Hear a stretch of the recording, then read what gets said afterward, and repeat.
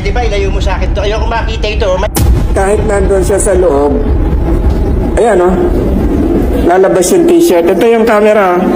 Pag kinunan mo ng picture, pag kinunan mo ng yung salamin sa ilalim, lalabas yung naka-orange. Pero sa wala daw naman kung salamin ba, pwede niya wala mirror sila nagkakak. Pero ang sabi ng Bucor, nag-mirror sila. SOP yun doon.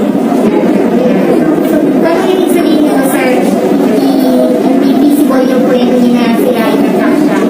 Kaya bakit po natin kailangan sa detalye kung tama ba, tama yung kwento niya, makatutuwanan ba o hindi? Ano yung gusto niyo pong i-establish? Na may posibilidad na hindi ganun na nangyari. Kasi nagsasapan yung sila imitation, May posibilidad na hindi siya nandoon. Kasi may kalayuan yung mainit talaga, may kalayuan yung sa pinagmulan hanggang sa C6. At saka paano mo malalaman na nasa C6 ka na? Nakabaluktot ka lang doon. Di ba? Magkakamukha naman yung kalye. hindi posible, sir, hindi mo siya makita kung Hindi ka tatagal. nasa siya talaga, sir. Nagkasya siya kanina. Wala kayo kanina pero hindi ka tatagal. Sumakit na nga yung likod niya eh. Mainit. Sino ba yung nandun kanina? Ayun, nandun siya oh. Paano?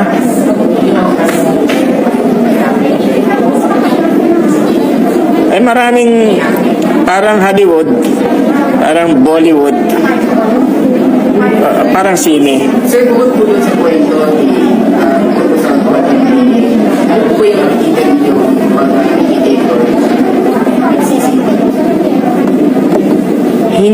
Hindi nagja-jibe yung Nandun naman kaya hindi nagja-jibe yung motibo niya sa risk na ginawa niya. Yung motibo lang niya, sangayon sa kanya, ay bored siya. Bored siya. Nabuburyong siya. Kaya ang laki ng risk. Ang laki ng risk. Ngayon, ang sinasabi niya, marami na raw nagbabanta sa buhay niya. Yun yung kapalit nung freedom from boredom. Diba? Parang hindi mo ma-against human nature yan. Bakit daw po siya pinagbabantaan? Marami nangyari na kasi ngayon eh. Maraming mga privileges na wala, giniba na yung mga kubol. Okay, because Kung nandun kayo kanina, wala kayo doon kanina eh. Hinihintay ko yung kayo kanina doon eh. Ayun. Pwede ba siya lang dito kay LV. Kasi kanya-kanya may mga polygraph test, really acceptable sa world. Pero sir, ano yung nakikita yung direction? Ano yung mga kailangan talagang include sa bahay? Yung kanina nabanggit ko, yung JMC, tama yung JMC 15-05. Sabi ko, yung inamin naman ng DSW Dadole na hindi na na-activate yung interagency. May interagency DILG, PNP, DOLE, DSWD. Sinasama ko ngayon ng CHR para regularly malaman kung sino yung subject of abuse, sino yung nagbabiolate sa kasambahay law, sino hindi nagre-register, etc. etc. Medyo nagkalimutan na yung maganda yung circular dati noong 2015. Nagkalimutan na, nagkabulagaan kanina eh. Hindi nga alam nga ng mga bagong opisyal. Pero ang PNP, may datos sila. Ano yung, sir, yung mag-asawa, mas text message na excuse yung binigay. Next time, ang sabi ng mga kanina, isa sa pinila sila. Yes. Hindi naman patento, ano yung magiging repercussion? May coercion na yan. We will use the coercive subpoena powers of the Senate. Pero bukas may hearing eh.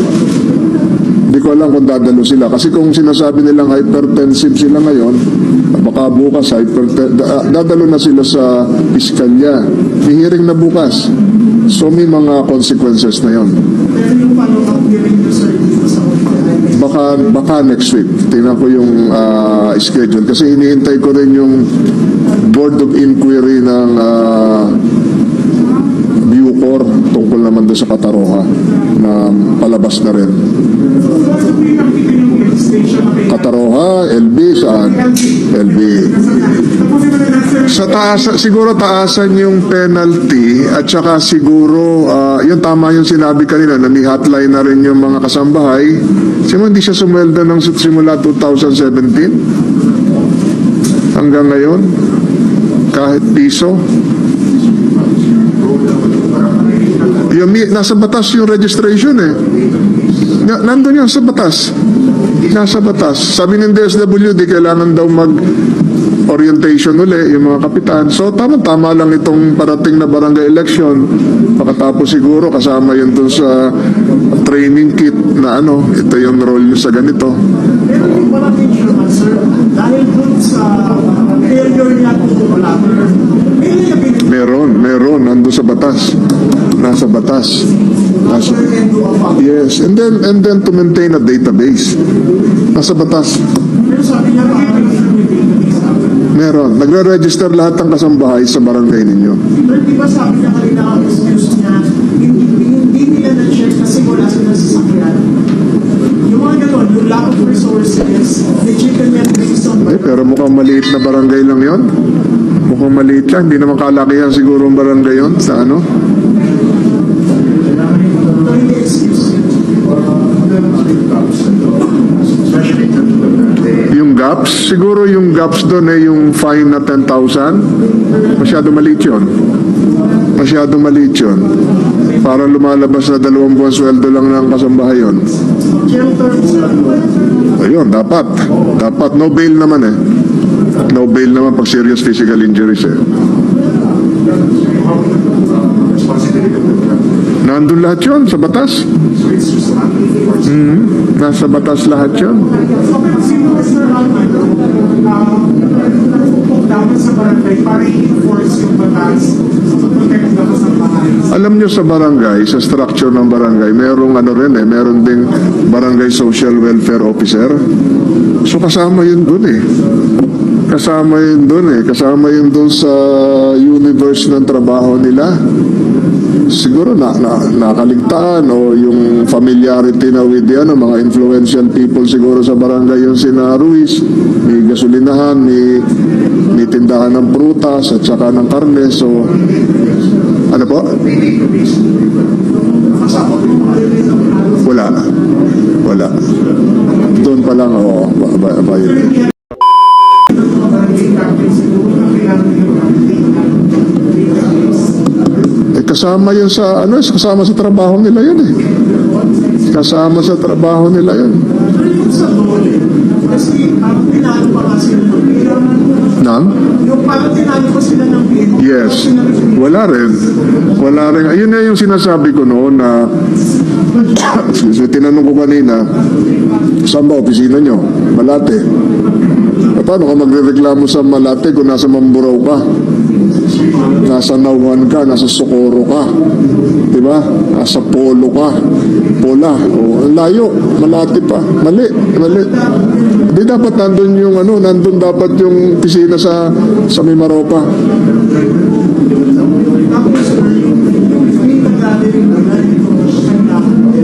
Yes. Yung mga social welfare officer ng munisipyo, barangay, dapat updated. Pero walang excuse eh. Hindi excuse yung COVID. Kain muna tayo.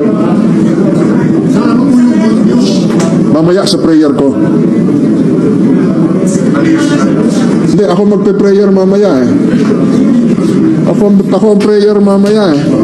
Ako yung prayer eh. So yung dasal ko para sa lahat. Kasama na kayo. Na maging mababait kayo. Maganda yung prayer ko. Thank you. Kain muna tayo. Thank you. So yung sa pinili ko, anong registration ko na nakikita sa Doon sa Bilibid, may mga names na ibang lumalabas pero hindi ko pa ma-reveal. May mga pangalang lumalabas na mga notorious. Matakot. May mga notorious nga ang mga pangalan eh.